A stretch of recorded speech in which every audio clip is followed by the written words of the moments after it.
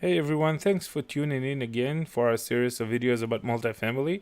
My name is Joseph Kozlan with Eureka Business Group, and today we're going to talk about 7 things to consider when analyzing a multifamily property opportunity.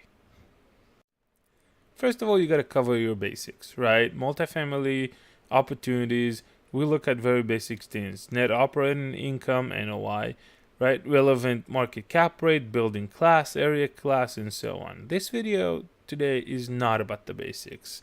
It's about 7 other things a lot of people don't pay attention to, and we believe you should consider when analyzing a multifamily opportunity. Number 1 on our list today is to figure out your exit strategy. It's important that you do that before you buy. You look at the property, and every property could have a different exit strategy. So it's important to look at the opportunity and really determine how you want to play it. Value add play or buying stabilized properties is 2 different exit strategies, which means you got to differently buy and structure your loans. Owner financing for the next buyer is also a strategy I've seen happen. People that have cash, they want to buy something, but they don't want a headache of keeping a property and maintaining property and working with property management, so they just buy it and then turn around and sell it with owner financing. Coming into a property, rezoning it, and redeveloping it for a different use is also a very good exit strategy that we've seen. Wholesaling, of course, is always on the table. The reason we feel that it's very important that you figure out your exit strategy because there are multiple factors that get impacted by the exit strategy, right? I said that earlier before, but the loan structure is really important and it's highly dependent on your exit strategy. Because if your plan is to do a value add play and sell in 2-3 years, taking a 10-year term with a big yield maintenance penalty is not a good idea. You can pick a fixed or a bridge loan, private money, hard money. It all depends on your exit strategy. Another factor driven by your exit strategy is how much capex are you going to be needing, right? How much capital expenditure is going to have to happen in order to stabilize the property, in order to bring it to market rents, in order to redevelop an existing track, and so on. And then your different hold periods are obviously a direct impact from your exit strategy. On to number 2 on our list today: property taxes. You always have to assume the worst. You have to assume that the minute you close on that property, county comes knocking on the door and says, "Hey, how much did you pay for it? Can I reassess the value? Can I get more taxes for my county?" And that's what they're gonna do.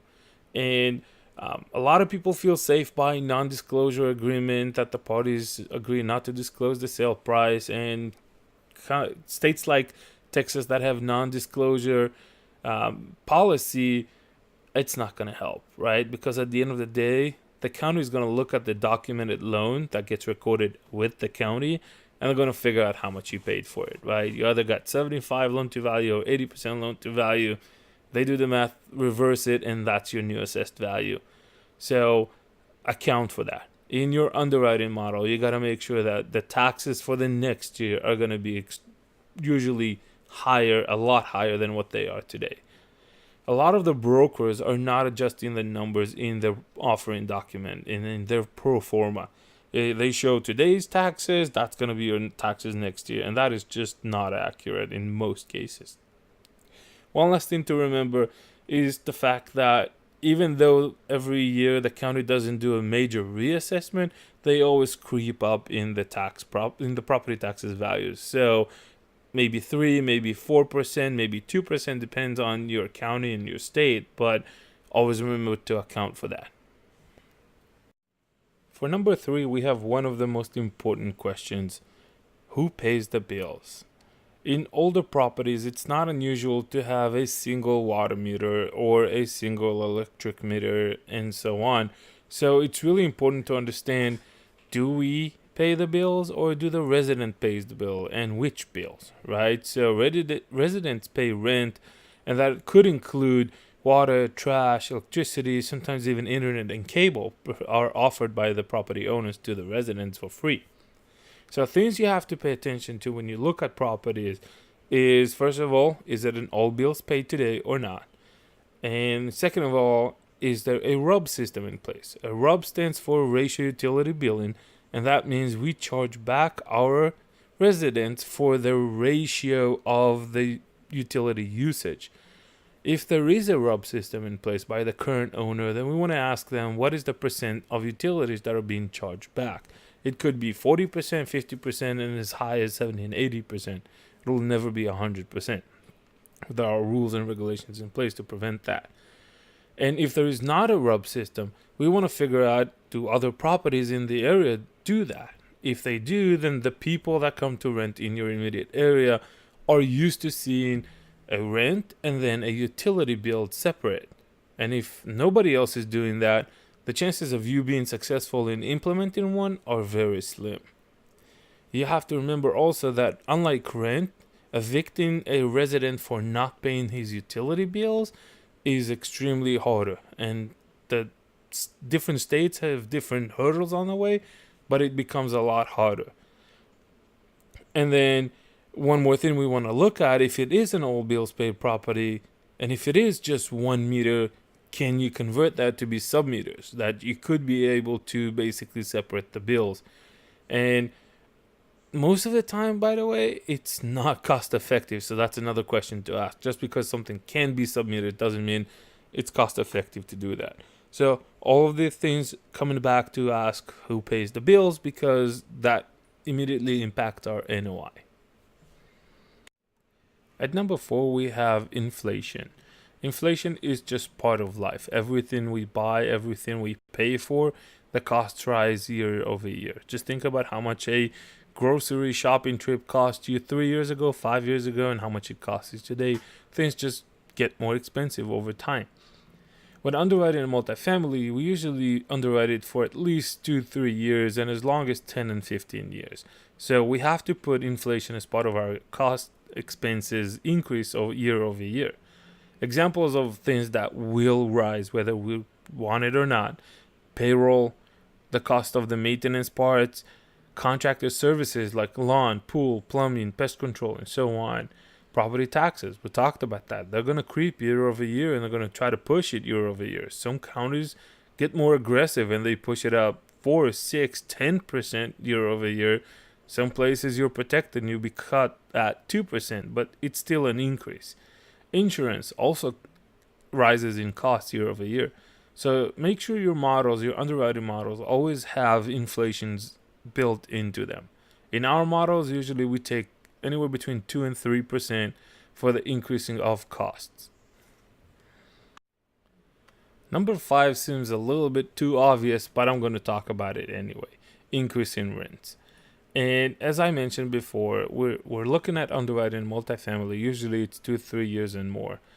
And over the years, rents will go up, but that's not a guarantee. And they're not going to always be the same rate of expansion. So just like stocks, right? Past performance is not indicative of future results. Just because it's been going up 5% year over year for the last 3 years doesn't mean that it's going to continue like that for the next year.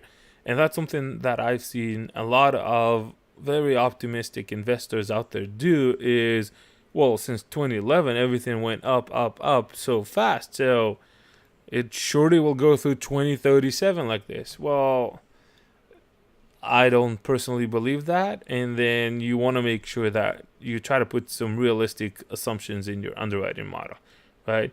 So where's the market now?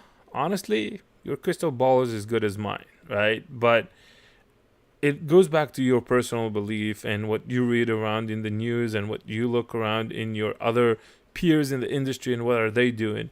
If you believe the market is going to turn, then underwrite for a turn. Underwrite that the rents 3, 4, 5 years from now will increase, but not as much, right? So if the current rate of increase in your area is 3%, underwrite it to be 2% in the next few years because of a coming turn.